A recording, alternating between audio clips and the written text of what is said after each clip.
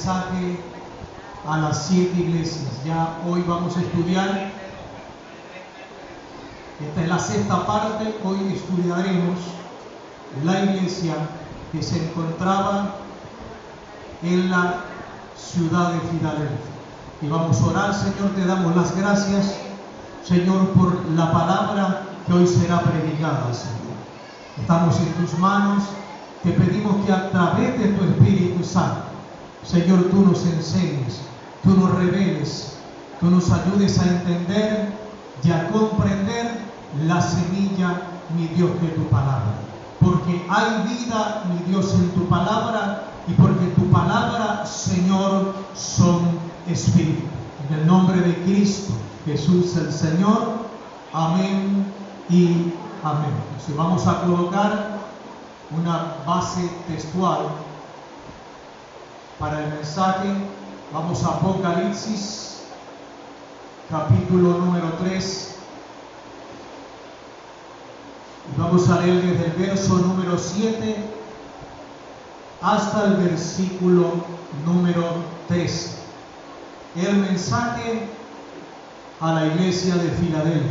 Leemos en el nombre precioso de Jesús. Dice: escribe al ángel de la iglesia en Filadelfia. Esto dice el santo, el verdadero, el que tiene la llave de David, el que abre y ninguno cierra, el que cierra y ninguno abre. Yo conozco tus obras. He aquí, he puesto delante de ti una puerta abierta, la cual nadie puede cerrar, porque aunque tienes poca fuerza, has guardado mi palabra y no has negado mi nombre. He aquí yo entrego de la sinagoga de Satanás a los que dicen ser judíos y no lo son, sino que mienten. He aquí yo haré que vengan y se postren a tus pies y reconozcan que yo te he amado, por cuanto has guardado la palabra de mi paciencia. Yo también te guardaré de la hora de la prueba que ha de venir sobre el mundo entero, para probar a los que moran sobre la tierra. He aquí yo vengo pronto, retén lo que tienes, para que ninguno tome tu corona. Al que venciere yo le haré columna en el templo de mi Dios. Nunca más saldrá de allí.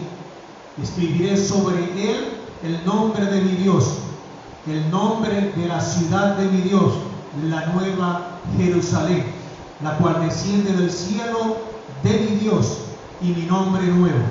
El que tiene oído, oiga lo que el Espíritu dice a las iglesias. La iglesia de Filadelfia era una iglesia muy humilde, tanto así que el Señor podía manifestarse a través de la vida de los creyentes o de los miembros de esta iglesia. Ellos amaban la palabra de Dios y estaban dispuestos a guardar su palabra. Y era una iglesia, pero muy amada por el Señor. Ahora, hablemos un poco acerca de la ciudad donde se encontraba esta iglesia. La ciudad de Filadelfia fue fundada en el año 189 a.C. y fue construida sobre una placa tectónica. Esto significa que esta ciudad, por haber sido construida sobre una placa tectónica, experimentaba muchos terremotos.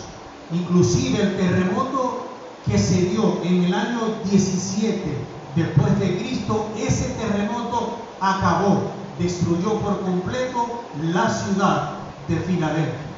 Luego esta ciudad fue reconstruida, pero la mayoría de las personas que allí vivían tenían miedo por causa de los terremotos. Muchos emigraron a otras ciudades para vivir lejos de Filadelfia, y otros comenzaron a construir sus casas, sus hogares alrededor de las murallas de Filadelfia. Pero muchos no volvieron, no quisieron entrar de nuevo a esta ciudad que experimentaba muchos terremotos. Filadelfia era muy famosa por los viñedos que la rodeaban. Era una iglesia que estaba ubicada en un pequeño pueblo y que ese pueblo fue establecido como un centro de la cultura griega. Es decir, fue creada, fue diseñada para enseñar la cultura griega. Cuando hablamos acerca de la cultura de un país o de una nación, estamos hablando de sus tradiciones y de sus costumbres, cómo viven, quiénes son sus dioses, a quienes adoran, a quienes veneran, qué tipo de comida comen. Todo eso forma parte de la cultura. Entonces, ese pueblo fue diseñado para enseñar allí la cultura griega.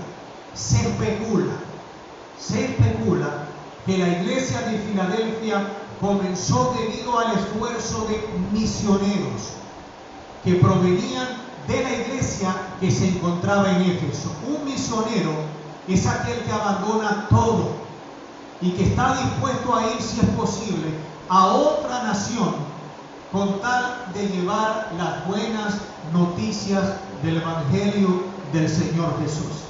Hoy en día la ciudad de Filadelfia todavía existe. Tiene el nombre de Alad Shem, que significa la ciudad de Dios. Entonces vamos ahora, una vez que hemos conocido parte de esta historia, a comenzar a estudiar la carta a la iglesia de Filadelfia. Y esto es lo primero que Jesús le dice a la iglesia de Filadelfia. Esto dice el Santo. Lo primero que Jesús le dice tanto a la ciudad de Filadelfia como a la iglesia de Filadelfia es quién era el Santo. Mire, era una de las formas en la que Dios era conocido en el Antiguo Testamento como el Santo. Isaías, por más de 25 veces, el profeta Isaías lo llama el Santo de Israel.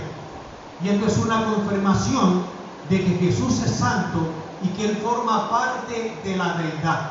Ahora, cuando hablamos de la deidad, lo que estamos diciendo es que la deidad es Dios Padre, Dios Hijo y Dios Espíritu Santo.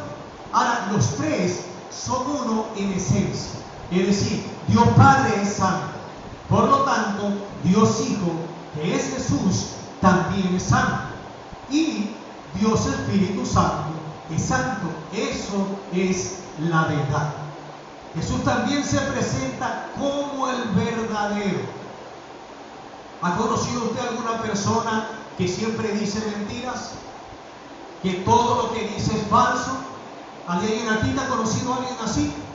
Falso, que diga mentira. Yo pregunto, ¿usted confiaría en esa persona que siempre dice mentiras? ¿Ah? Que es falso, ¿verdad que no? Entonces Jesús se presenta aquí como yo soy el verdadero, es decir, que el Señor es digno de que usted y yo le tengamos una completa confianza. Jesús es el verdadero, Él es real y Él es genuino, tanto en todo lo que dice como en todo lo que Él hace. Ahora, el apóstol Juan llamó a Jesús como la verdad y como el verdadero pan que desciende del cielo. Entonces Jesús es el santo y Jesús es el verdadero. Entonces comienza Jesús a decirle a esta iglesia: yo soy el que tengo la llave de David, el que abre y ninguno cierra, y el que cierra y ninguno abre. Entonces Jesús tiene la llave de David. Esta llave es símbolo de autoridad. Claro, el que tiene la llave es para abrir una puerta. Si usted tiene una llave, la llave de su casa, usted tiene autoridad sobre su casa. Nadie puede entrar allí a menos que usted abra la puerta con su llave. Entonces la llave es símbolo de autoridad. Y esto quiere decir que nadie puede interferir en lo que Jesús decida hacer. Solo Jesús determina quién puede entrar a su casa y quién no. Entonces, Jesús tiene las llaves de la muerte y las llaves del Hades. Lo dice Apocalipsis, capítulo 1, verso 18. Y esto no quiere decir que cuando una persona abre su corazón y recibe a Cristo como su único y suficiente Salvador, es porque Jesús ya abrió la puerta para que el Evangelio fuese predicada sobre esa persona.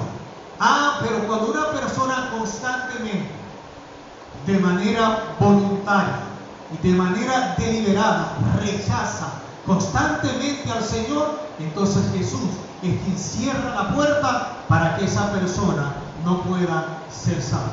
Él abre y nadie puede cerrar. Él cierra y nadie puede abrir. Entonces Jesús comienza a alabar a esta iglesia y le dice: yo conozco tus obras. Como en cada carta, Jesús siempre le dice esto a cada iglesia. ¿Sabe por qué? Porque Jesús sabe lo que sucede, lo que pasa y lo que experimenta cada iglesia y cada uno de sus congregantes. Mire, por más que usted no le exprese nada a Dios, y usted se quede callado y usted guarde todas sus cosas allí, todo lo que usted tiene y todo lo que usted experimente, aunque usted no diga ni una palabra, Jesús sabe lo que interiormente hay en su mente y hay en su corazón. Por eso Él dice: yo conozco tus obras. Dice: he puesto delante de ti una puerta abierta que nadie puede cerrar. ¿Qué significa esta expresión? Que Jesús abrió una puerta abierta para esta iglesia. Esta expresión no significa más que el Señor abrió las puertas para que el Evangelio fuese predicado allí en la ciudad de Filadelfia y en la iglesia de Filadelfia. Es decir, que cuando Jesús le dice a la iglesia de Filadelfia: mira que es puesto delante de ti una puerta abierta, le está diciendo: ustedes como congregación van a comenzar almas para mí y nadie lo podrá detener, porque nadie podrá cerrar la puerta que yo he abierto. Y esto es lo mismo que Pablo explicaba y que Pablo expresó en Hechos 14:27. Pablo dijo: y habiendo llegado y reunido a la iglesia, refirieron cuán grandes cosas había hecho Dios con ellos y cómo había abierto la puerta de la fe a los gentiles. Mire, hubo un hombre llamado William Carey, y este hombre sintió la carga de Dios por los perdidos o por las personas que estaban perdiendo sus vidas espirituales en la ciudad de la India. Así que en el año 1793 este hombre se convirtió en el primer misionero extranjero en llevar el Evangelio a la ciudad de India. Luego que este hombre fue despertado por el Espíritu de Dios, luego de él muchos jóvenes comenzaron a ser tocados por el Espíritu y nació algo que se llama el movimiento misionero de la fe. El Señor dijo: delante de ti he dejado abierta una puerta. Y esta puerta abierta encontró a hombres como Adoniram Judson, David Livingstone, Jonathan Goldford y otros miles que salieron para África, salieron para la China, salieron para Japón, salieron para Corea, salieron para la India, para toda Sudamérica y para las islas del mar. El Señor había abierto la puerta para que el Evangelio en estas naciones fuese predicado. Y uno de los factores que condujo a este gran movimiento misionero fue que la Biblia fue editada en el lenguaje popular. Así que cuando este primer hombre, William Carey, leyó el mandamiento del Señor: vayan por todo el mundo, anuncien las buenas nuevas a toda criatura, el hombre sintió el llamado de Dios por obedecer e ir y predicar el Evangelio. El segundo factor que contribuyó a este movimiento misionero fue el creciente interés por el estudio de las enseñanzas de la segunda venida del Señor. Y esto es algo que la iglesia debe entender y comprender. Mire, una cosa es la segunda venida del Señor y otra cosa es el arrebatamiento de la iglesia. Entonces, ¿qué es lo primero que la Biblia dice que va a suceder? Dice que el Señor va a venir a arrebatar su iglesia. Su iglesia será quitada de esta tierra. Eso se llama el arrebatamiento. La palabra dice, dos estarán en el campo. Uno estará moliendo y la otra quizás que estará cocinando. Uno será llevado y el otro será dejado. Eso es el arrebatamiento de la iglesia. ¿Quiénes se van con el Señor? Aquellos que desde un principio que entregaron sus vidas a Dios han permanecido fieles a Dios. ¿Quiénes se quedarán? Aquellos que no han abierto su corazón para recibir a Cristo como Salvador. Entonces, eso es el arrebatamiento. Y dice que va a suceder en un instante, en un momento. Mire, va a ser tan rápido que dice que va a ser en un parpadear de los ojos. Mire, eso es una milésima de segundo. Cuando usted palpea, imagínese lo rápido que será eso. Eso es el arrebatamiento. Pero la segunda venida del Señor, y cuando usted y yo ya venimos con el Señor a traer justicia sobre esta tierra. Amén. Entonces, cuando la iglesia comenzó a estudiar todas estas cosas, entonces la iglesia comenzó a comprender que debía vivir en santidad, que debían vivir apartados, separados y consagrados para Dios. ¿Por qué? Porque ellos se estaban preparando para la venida del Señor. Entonces, todas estas enseñanzas trajo un auge. Todas estas enseñanzas trajo la pasión por ir en busca de las almas perdidas, para así cumplir lo que la Biblia llama la Gran Comisión. ¿Qué es la Gran Comisión? Vamos a leerlo en Mateo capítulo 28, versículo 19 y 20. Mateo 28, versículo 19 y 20. Dice, por tanto, id y haced discípulos a todas las naciones, bautizándolos en el nombre del Padre y del Hijo y del Espíritu Santo, enseñándoles que guarden todas las cosas que os he mandado. He aquí, yo estoy con vosotros todos los días hasta el fin del mundo. Amén. Esa es la Gran Comisión. Llevar el Evangelio a toda nación y a toda criatura. Y quiero comentarles acerca de un tip de cómo llegó el Evangelio aquí a Maracaibo. Yo no sé cuántos saben de qué manera sucedió. Hubieron dos matrimonios, dos esposos, una pareja llamada Thomas y Anna Bach. El segundo matrimonio se llamaba Juan y Ana Christiansen. Ellos desembarcaron en el lago de Maracaibo a través del vapor del Zulia. El vapor del Zulia eran embarcaciones que trabajaban con vapor. Y estos misioneros llegaron enviados aquí a América del Sur el 17 de abril del año 1906. En la mañana del domingo 19 de mayo del siguiente año, en el año 1907, ellos tuvieron su primer servicio público. ¿Dónde lo hicieron? En una casa alquilada. Fíjese dónde nació esta obra. En una casa alquilada. Ellos mismos construyeron el altar y construyeron el púlpito. Y tuvieron la asistencia de 75 personas en ese primer servicio público.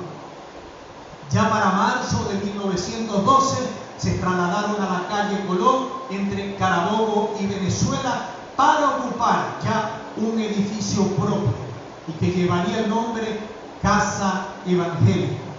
El 1 de enero de 1918 se constituyó la Iglesia Evangélica El Salvador, hasta que en 1926 fue trasladada a su nuevo templo en la calle Pacheco. Desde allí se extendió el Evangelio en el resto de todo el país de Venezuela, cuando era presidente Juan Vicente Gómez. Entonces, fíjese, tenemos que darle gracias a Dios por esa gente que no le importó dejar todo, arriesgar sus vidas y venir a un país que no conocían con tal de obedecer y cumplir esta gran comisión de llevar el Evangelio a toda criatura. Así que desde ese año, desde 1906, el Evangelio comenzó a ser predicado aquí en Maracaibo y luego se extendió por toda Venezuela. Dios abrió una puerta para que en este país se manifestara la gloria de Dios. Y no importa la condición en la que Venezuela se encuentre en este momento, yo creo que Dios tiene su plan profético para esta nación. Y que Venezuela es una tierra que fluye leche y miel. Que Venezuela es una tierra prosperada porque los ojos del Señor están puestos sobre esta nación. Dios abrió una puerta. Jesús comienza a decirle a la iglesia de Filadelfia: tienes poca fuerza, pero has guardado mi palabra y no has negado mi nombre. Es decir, que la iglesia de Filadelfia tenía poca fuerza, tenía poco poder, pero tenía poder. Poco, pero tenía. Todos tenemos poder. ¿Por qué? Porque en cada uno de nosotros que hemos abierto nuestro corazón y que tenemos a Cristo como Salvador dentro de nosotros, habita ¿quién? El poder de la presencia del Espíritu Santo. Y sé que hay veces en que usted y yo experimentamos situaciones en las cuales usted y yo nos sentimos débiles, nos sentimos muchas veces con poca fuerza, pero la palabra dice en el profeta Joel 3:10: diga el débil, fuerte soy. ¿Qué nos enseña esto? ¿O qué nos quiere decir Jesús a través de esto? Mire, que no importa la condición en la que usted y yo estemos, que no importa el problema que usted y yo estemos experimentando, que no importa si las nubes grises están allí y sigue lloviendo, que no importa si usted se sienta débil, si usted se ha sentido con poca fuerza, usted tiene que abrir su boca y usted tiene que declarar la palabra de Dios. Cuando usted se siente así, abra su boca, declare la palabra, diga el débil, fuerte soy. Cuando usted no sienta ánimo, abra su boca y declare la palabra de Dios. Todo lo puedo en Cristo que me fortalece. Cuando usted se sienta por el piso, abra su boca y diga: Señor, vivifícame conforme a tu palabra. Y el poder va a venir sobre usted y las fuerzas de Dios lo van a levantar. ¿Cuánto lo creen?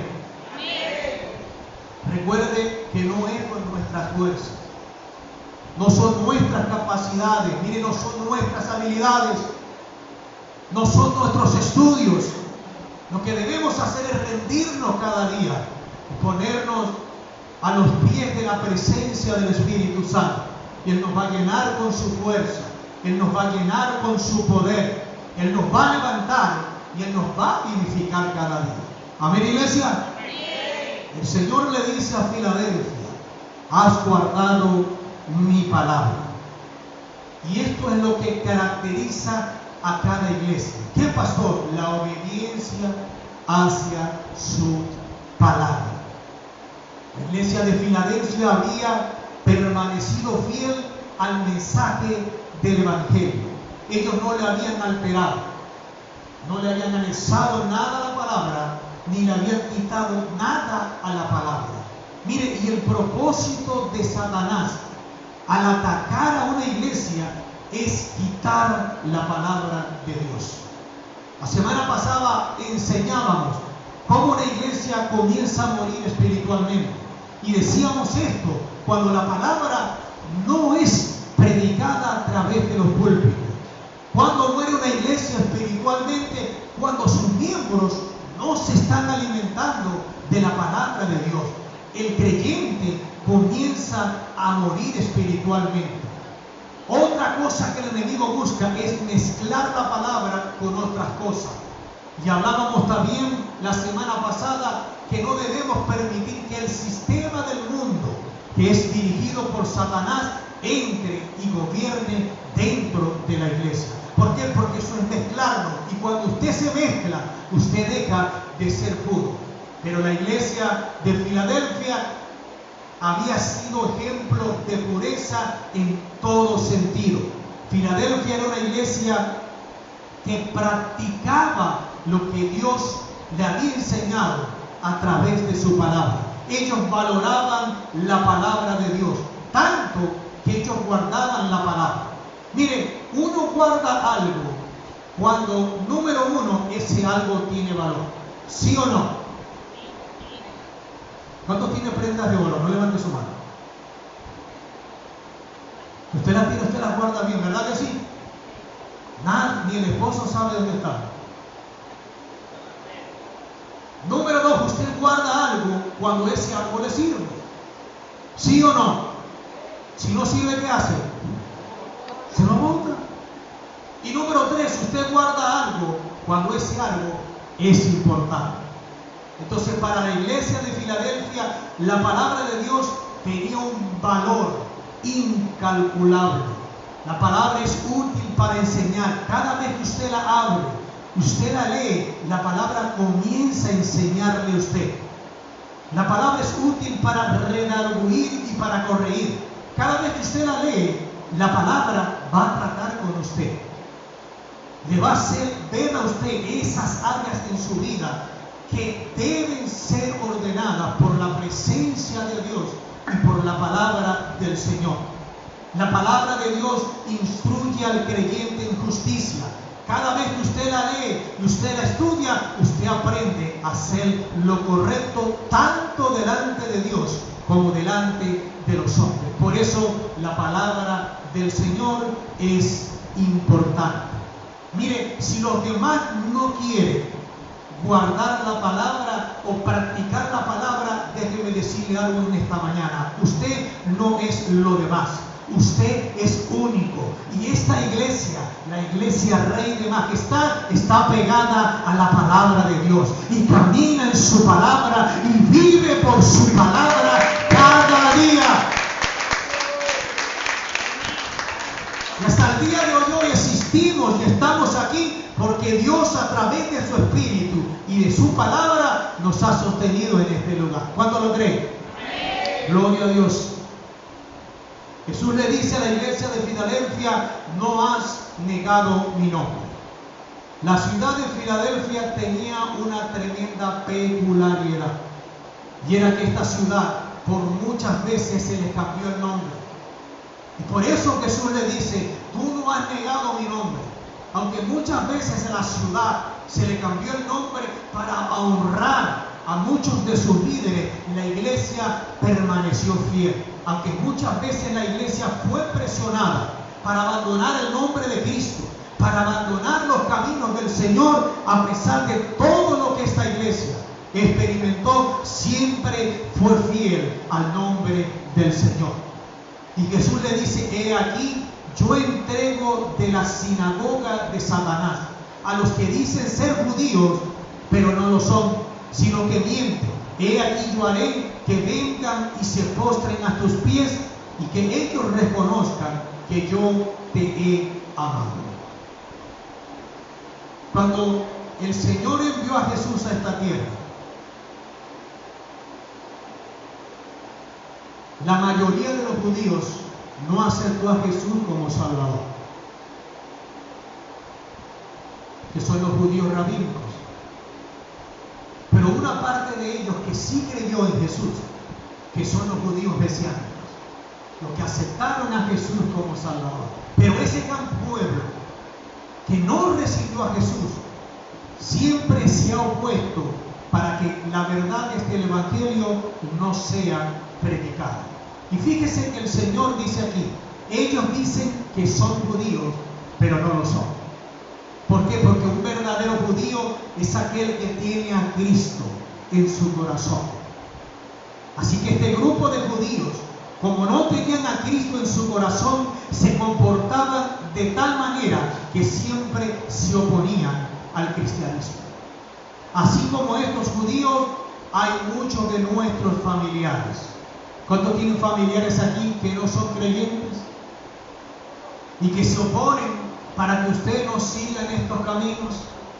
Miren, ¿cuántos tienen amigos que no conocen al Señor y que muchas veces se burlan de nosotros porque estamos en el camino del Señor? ¿Cuántos tienen compañeros de trabajo que no tienen a Cristo en su corazón? Y están allí, mi hermano, oponiéndose porque uno es creyente. Y muchas veces se burlan. Miren, nosotros hasta nos ponen apodos. ¿Cuántos le han puesto un apodo aquí por ser cristiano? Nos colocan apodos. Somos causa de afrenta para otros. Pero el Señor dijo algo importante. Él dijo: he aquí, yo haré que vengan y se postren a tus pies y reconozcan que yo te he amado. Es decir, que aquellos judíos que si siempre se han opuesto para que este evangelio no sea predicado, llegará el día en que el Señor va a tratar con ellos. Y yo creo que esos familiares nuestros que no han venido a los pies de Cristo, esos amigos que siempre se burlan de nosotros, esos compañeros de trabajo que se oponen para que usted y no somos creyentes, yo creo lo que Jesús dice. Sus palabras no están vacías, sus palabras están llenas de fe y sus palabras están llenas de poder. Así que todo este grupo de personas, tanto los familiares, tanto los amigos, tanto los compañeros de trabajo que no han conocido a Jesús, van a doblar sus rodillas y van a confesar que Jesús es el Señor. Porque mi casa y yo serviremos al Señor. Diga conmigo: mi casa y yo serviremos al Señor. ¿Cuántos lo creen? Gloria a Dios. Jesús sigue hablando a esta iglesia y le dice: por cuanto has guardado la palabra de mi paciencia, yo también te guardaré de la hora de la prueba que ha de venir sobre el mundo entero. ¿Para quién es la prueba? Dígalo. Allá está Lucas, así. Para el mundo entero. Para probar a los que moran sobre la tierra. ¿De qué está hablando aquí el Señor? Es decir, viene una prueba terrible tanto para la ciudad de Filadelfia y para la iglesia de Filadelfia, o Jesús está hablando de otra cosa. Jesús está hablando sin duda de la semana 70 de la profecía de Daniel. ¿Qué dice esta profecía? Daniel, ahí en el capítulo 9, verso 27, creo que es. Él habla allí de la última semana que le queda a esta tierra. Y cada día, ¿cuántos días tiene una semana? 7 días. Cada día equivale a un año. Es decir, que esta profecía habla de los últimos 7 años que le queda a esta tierra. Donde los primeros 3 años y medio, la Biblia dice que habrá paz y seguridad. Pero luego de los 3 años y medio, dice que el anticristo se va a quitar a la careta y se va a mostrar tal como es. Y dice la palabra que aquí va a venir la gran tribulación sobre esta tierra. Entonces, eso viene hablando Jesús. Dice que viene para probar el mundo entero.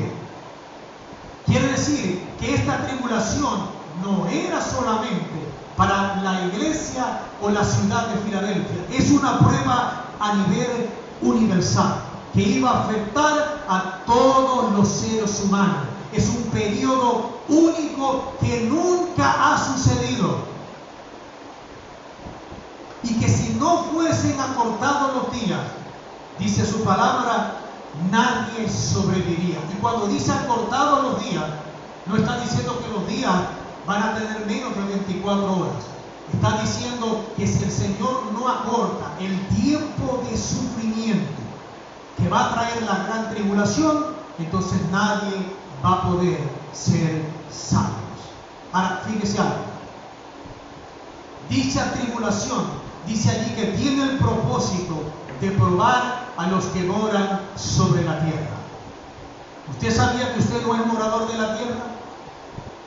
¿Usted sabía que usted es un extranjero aquí en este mundo y que su verdadera ciudadanía está en el cielo? Quiere decir que esta prueba no es para la iglesia.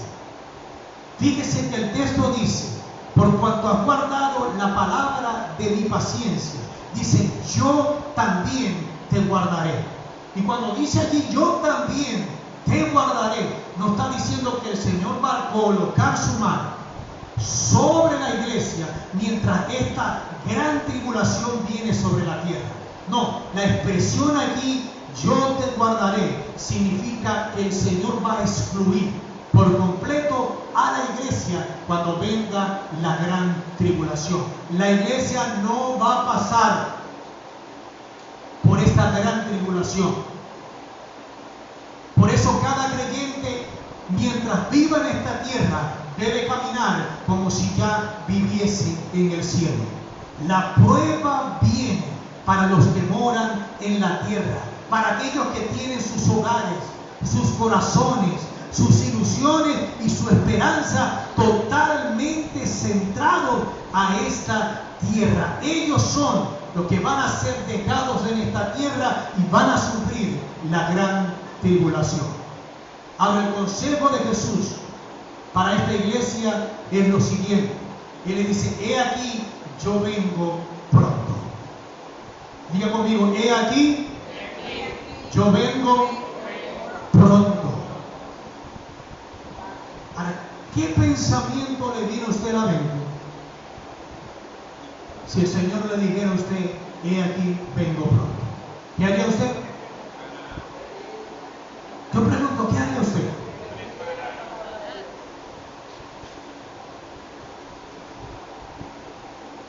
Vamos a ponerlo de esta manera. Si el novio lo llamaba a usted: mi amor, a las 7 estoy allá, ¿usted qué hacía? Se sentaba toda espelucada, sucia, mugrienta, malolienta, a esperar que llegara el novio. ¿Verdad que no? ¿Cómo se ponía usted? La pastora me esperaba así en la esquina de su casa. Allá viene mi amado. Entonces, así como usted se preparaba para recibir a su esposo, cuando Jesús dice: he aquí, yo vengo pronto, Jesús nos está alertando. Jesús nos está motivando: vengo pronto por ustedes. Preparémonos, porque la venida del Señor está cerca. ¿Cuántos se van a ir con el Señor? Y con sus esposas y sus familias también. ¿Cuántos se van? Denle un fuerte aplauso a Dios. Rey de majestad se va con el Señor, yo lo creo. He aquí, yo vengo pronto, y le dice el Señor: retén lo que tienes para que ninguno tome tu corona. Fíjese lo que le dice Jesús: retén lo que tienes para que ninguno tome tu corona. Cuando Jesús les dice estas palabras a Filadelfia, le está diciendo: vas bien, iglesia Rey de majestad, vas bien, continúa así, pero no dejes que nadie quite la corona de triunfador que yo les he dado. No permitas que nadie les quite la corona de vencedor. ¿Usted sabía que cuando Dios habla de la salvación, Él nos manda a cultivar nuestra salvación? ¿Cuántos han cultivado plantas en su casa? ¿Ah? ¿Cómo se cultiva una planta? A ver. La siembro y la dejo allí. Y no la vuelvo a ver más. Mi hermana Magdalena dice: no, yo la riego. ¿Verdad que sí? Y si usted tiene abono a la tierra, ¿verdad? Y si puede, le hace un vallado, un cercadito allí a la plantita de rosa para que los animales, los bichos raros no la vengan a molestar. ¿Sí o no?